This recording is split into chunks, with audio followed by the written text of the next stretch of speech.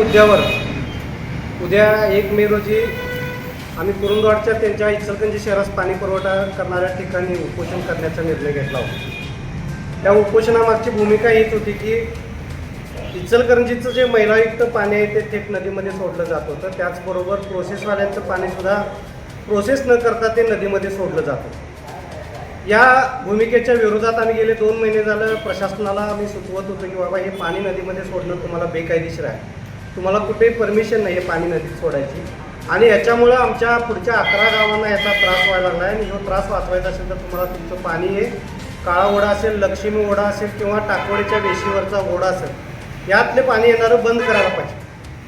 आम्ही 1 तारखेचं त्यांचं पाणी इचलकरंजी शहराचं बंद करतो म्हटल्यानंतर इथल्या नागरिकांची त्या लोकांना चिंता लागली आणि 27 तारखेला एक व्यापक बैठक होऊन त्यामध्ये आमची जी प्रमुख मागणी होती काळा ओढ्यावर पक्का बांध घालून येणारं जे मैलायुक्त सांडपाणी आहे किंवा प्रोसेसचं पाणी आहे ते नदीत मिसळता कामा नये ही भूमिका आमची त्या प्रशासनाच्या स्तरावर त्यांनी मान्य केली आणि दुसऱ्या दिवसापासूनच काळ्या ओढ्यावर पक्का बांध घालायचं त्यांचं काम सुरू झालेलं आहे।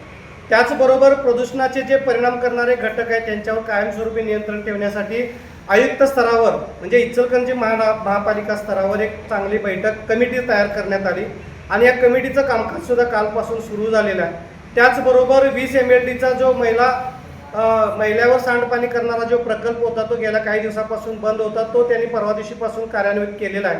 तो प्रकल्प सुद्धा सुरू झालेला आहे, त्यामुळे नदीमध्ये येणारं मैलायुक्त सांडपाणी थांबलेलं आहे आणि प्रोसेससुद्धा आता सध्या बंद आहे। त्या प्रोसेसचं जे प्रक्रिया करून बाहेर पडणारं जे पाणी आहे ते इतरत्र वळवावं या अटीवर त्यांना आम्ही बंद केलेलं आहे आणि जोपर्यंत ती पाण्याची व्यवस्था त्यांनी करत नाही, नदीकडचं येणारं पाणी त्यांनी थांबवत नाहीत तोपर्यंत प्रोसेस चालू करायची नाही अशी आमची भूमिका आहे। त्याला नगरपालिकेची मान्यता आहे आणि आता तत्वतः त्यांच्या प्रोसेस मालकाने सुद्धा त्याला मान्यता दिलेली आहे। त्या प्रोसेससुद्धा पाण्याची व्यवस्था करत नाहीत तोपर्यंत त्यांनी बंद ठेवणार आहे।